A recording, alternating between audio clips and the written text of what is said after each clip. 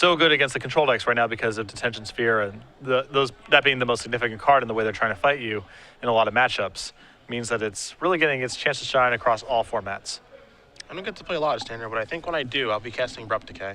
Just seems too good not to be. It looks like Wagstaff's going to take a mulligan here.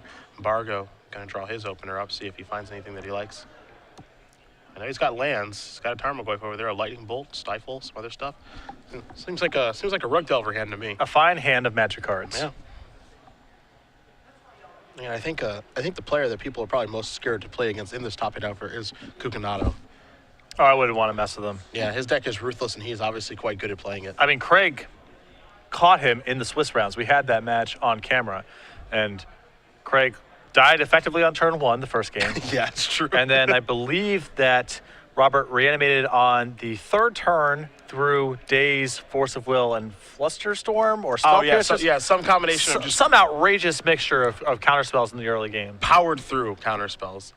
Put a Gristlebrand into play or a Tidespout Tyrant. Actually, it was an Elschnor in that game that he got back to take care of some Delvers and just ended that game. So I'm not quite sure what that says. It's a thumbs up, and it says something. Sorry, your handwriting is too poor, and now you're unacceptably bad. Your message has now been lost in the sands of time. I hope that wasn't anything of any significance to you, Craig. Craig, when you go back and watch this later, this is a message from me to you. Learn how to write. Yeah, work on the penmanship. Or bring a Sharpie. It's more visible, at least. Smart, constructive. Yeah, you can handle it either way. Yep. I'm a big fan of self-improvement when possible, but if not, you can just find the right tools for the job. That's fine too. But it's no game loss. It's no game loss for a deck list that can't be read. Yep. But it's working its way there. That is a Deathrite Shaman from Evan Wagstaff on his mulligan off a Tropical Island. In we go. We're underway here. Game number 2 between Wagstaff and Bargo. A lot of reasonable opening plays here for Craig. He has access to Lightning Bolt, Delver of Secrets, and a cantrip. So we'll see what path he wants to go down here. Bolted. Yeah, get that thing out of here. That card's too good. It is quite powerful. You open yourself up to some other things, obviously, but that card is much too good. Here's a Brainstorm. 3 cards coming for Wagstaff.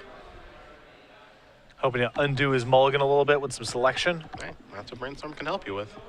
Among other roles. That's true, too. People call it the best card in Legacy for a reason. I agree. I believe it is the best card. I don't know what the second best card is, but it's by some margin worse. Probably some fetch land. Polluted Delta, probably. Yeah, probably. Or Flooded Strand, maybe. Gotta sacrifice Polluted Delta to go get a Tundra. Pass the turn back. Wagstaff doing that now so he doesn't get stifled, which is a correct read, as Bargo does have one in the grip. Yeah. Bargo, 2 copies of Delver Secrets in his hand right now. He'll wait patiently here.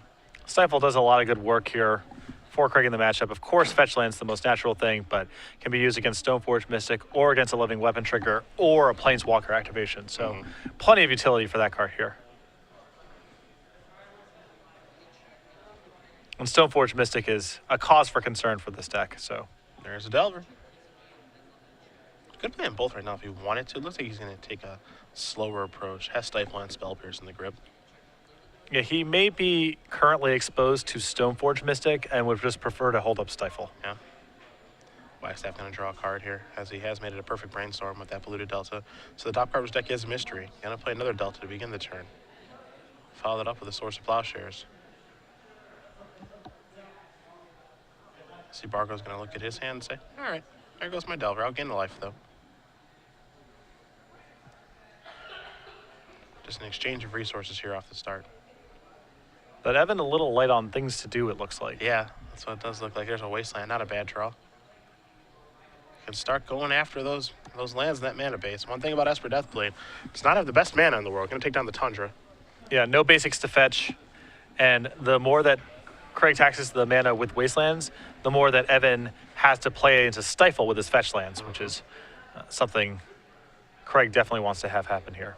Time to Brainstorm. Bargo says, that's fine with me. Wagstaff, draw 3 cards. Time to put 2 away.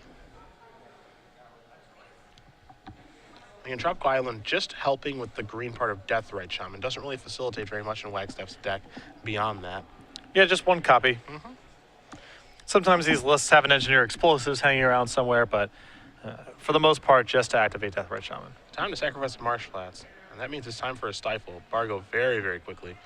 Have you had the experience where you crack a fetch land and the Rug Delver player sits up in their seat? I literally couldn't move any faster. Yes, I have. I have been there. The trap is sprung! Yeah. Don't you even think about grabbing your deck. Yeah. Well, first take one, then stop. Yeah. And you leave that Marsh Flats in the graveyard. Yeah. Because that is getting stifled, maybe. What if you just wouldn't stifle here? That would be so good. I'll sack a response, go. That's fine. Because he just wants to get the delta for some reason. Pretty good stifle there. Checking for blackjack. We hit. Oh, Boy. All right, well, now he definitely has to move and crack this delta. Keep in mind that the stifle is not in his hand just yet. It's still we're still in his upkeep, so Evan can go ahead and sacrifice this delta if he wants to. If Bargo had a brainstorm here, it would have been a crazy blowout. It doesn't have one, just an attacker for 3. That delta is basically done for. I can't imagine Bargo's gonna ever give that the chance to get a land. Well, Evan didn't even move. I mean, I'm surprised. I am. I'll tell you what, if Bargo finds a wasteland off of this ponder, this one might be over. Oh boy. Oh boy. I mean, this is a loaded ponder too. There's an Ancient Grudge and a Brainstorm. Can't ask for much more than that. Oh boy. I'm gonna keep it. I would too. Yeah. There that goes. Having Wagstaff with one hand now.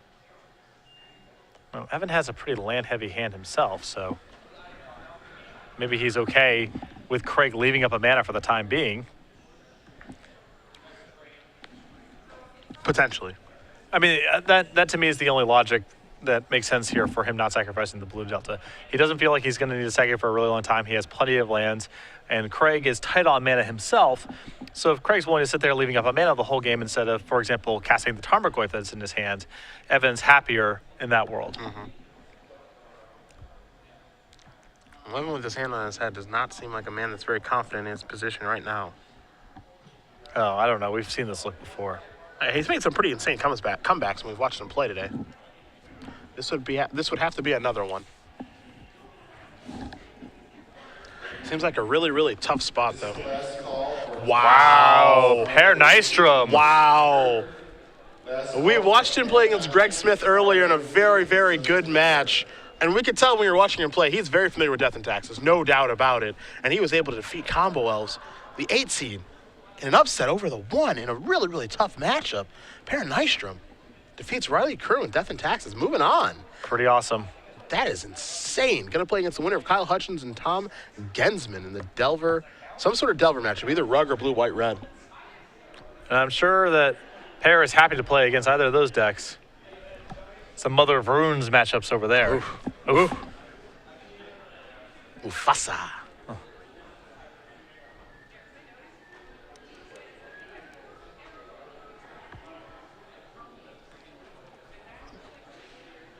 So you see here, both players just kind of still jockeying for position a little bit here.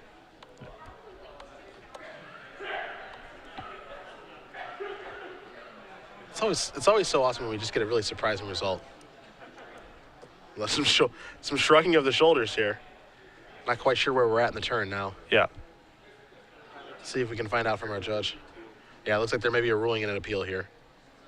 See what ends up happening here between Bargo and Wagstaff. Again, Cucinato has already won his match. He's waiting patiently for the winner of this one. Nystrom, now he's waiting patiently between Hutchins playing Rug Delver and Gensman playing Blue, White, Red. Yeah. So it looks like there's an issue involving the Wasteland right now that just got used. Perhaps involving the Stifle. Not sure.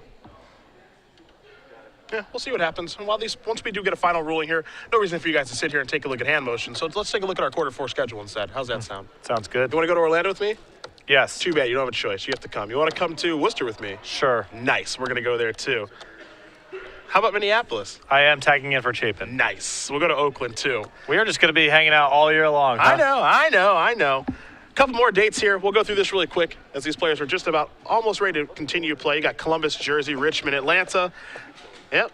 Those 4 dates there. Jersey going to be the big one. The Legacy Grand Prix. Meet you and Matthias. A lot of fun stuff being planned there by Star City Games. I think you guys are really going to like that. Got to keep my mouth shut about it. Yeah, gotta keep it on the hush. I don't want to get in any trouble with Evan Irwin. We got a little bit of a history when it comes to the constructed Grand Prix. So Just saying, you're probably going to want to go. Yep. That's all I'm going to say. Matthias on Patrick Chapin, take care of Richmond. Open Series in Atlanta. Myself and you again. You know what? I want to catch a Hawks game with you. Hopefully they'll be playing. We actually got very unlucky this year with pro sporting events when it comes to cities we went to. We went to the Blue Jackets game. Yep. And that was really about it. And we were in Indianapolis. We were in a couple other NBA cities. Atlanta. I mean, we just missed. That's true. Is the Blue Jackets game the only one we've done? Yeah. That's crazy. I'll see if the University of Tennessee has some sort of game going on. Oh, it's a Lakers game. Oh, yeah, the Lakers game, right. Yeah, we went to the Lakers game. Right. Yeah. Okay. Last 3 dates here are Portland, Seattle, the Invitational, and then Roanoke for the Players' Championship, which players are working their way towards here in season number 2. About halfway done. This is a big weekend for Eric Rill, among many. A lot of people gaining points. Joe Lissette ended up in 16th place on breakers this weekend. Big weekend for him. In the legacy portion here, you see Wagstaff's going to sacrifice the polluted delta. It looks like we're all caught up here as far as things are concerned. Let's see what he's going to search out. It's going to be an underground C. It appears as though Craig was able to successfully stifle the wasteland in question, so that is how that got resolved. Don't know what the source of the conflict was, but now we're here. Yeah, it looks like we're all good to go. Either way you slice it, Wagstaff is pretty far behind. Yep. Very low on total resources. Mulligan got stifled and wastelanded a bunch of times. Well, he's going to try to catch up. That's a good start. Deathrite Shaman's a good start. Basically played 2 lands in 1 turn there. See if Bargo can find something to maybe kill that Deathrite Shaman. We know the top of his deck, he's got like a grudge hanging out there. Yes. And a brainstorm. Yeah. Take a draw. Now might be a good time for him to consider casting Tarmogoyf as well. Yeah, not a bad time, actually. Good place to start, however, is a Delver in the air. Wagstaff going to go down to 11. Tarmogoyf's pretty big. Got the Spell Pierce and the Brainstorm there, too. I wonder which one he wants to play. It's hard to say no to a Brainstorm. A little surprised with the tapping. If you were to find a Lightning Bolt, for example. Well, I think he's committed to finding a land and trying to cast Tarmogoyf. How about a Wasteland? Although, if the plan here is to brainstorm in search of a land to cast Tarmogoyf, I would rather just cast Tarmogoyf and brainstorm next turn. Yeah, that's how I kind of feel, too. Because you're right, you're not even working with complete information on how you're going to have to tap your lands. Now it's time to put 2 cards back, and he's not sure which ones he wants to put back. He's a little. This is why I kind of with you. He's a little unsure of himself what he wants to do with Brainstorm and how he wants to move forward too. And it would have been simpler, probably, just to cast Tarmogoyf, pass the turn back, see what happens, and then reevaluate with Brainstorm there. Because now I think the issue here for Craig is that he probably really wants to use that Wasteland. Yeah, I think he's going to Wasteland, just hold up Spell Pierce, and then cast the Tarmogoyf next turn, would be my guess. Evan's already demonstrated that he's really light on resources, and I would just want to keep punishing him on that axis. Down goes another land. See, Evan's got a Delta. Got a Jace, got a Sword of Fire. Nice, that's it. Just has to pass the turn back over to Bargo, who's going to untap that Delver, take a draw, picks up Tarmogoyf, 3 in the air, puts Wagstaff down to 8. Yeah.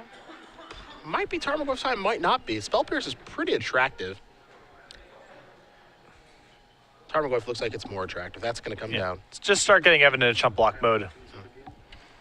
Got a quick update for you guys. Kyle Hutchins with Rug Delver up a game over Tom Gensman. Game 1 just now finishing in that match. Yeah. Wow. And usually if it's going on that long, it's in favor of the blue-white red deck. That's what I was going to say. A lot more inevitability. Stoneforge Mystic, True Nemesis.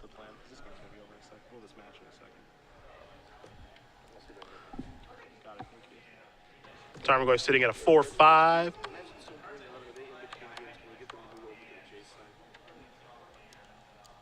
This is the Rogue Delver game plan to a T. There's no deck in Legacy that functions better off of 1.5 mana or whatever. It's a glorified land destruction deck. That's what it is. Yeah. It does some other things, but in reality, this is just a land destruction deck. Feels kind of like Ponza, really. Wagstaff stacking the polluted delta, trying to figure out what he wants to search for. Gonna go with Underground Sea. Again, Jason, Sword, Fire, nice. Cards left. This to me feels like the most powerful skeleton for the card. If you wanted to play Daze and Wasteland together, this is the most powerful skeleton to put it into.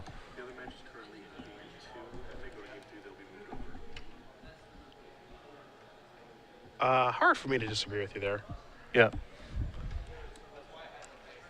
I was discussing this earlier with BBD. I think that I prefer Rug Delver at this point to Bug Delver strategies. Charlotte's Bug is a different thing. It's kind of a control deck. But if you want to play a Delver strategy, I think I prefer Rug.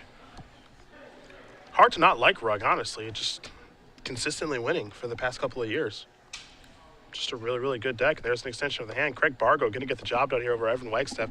2-0. Rug Delver moving on. Going to be playing against Robert Cucinato. Maybe a little bit of a revenge match. As Cucinato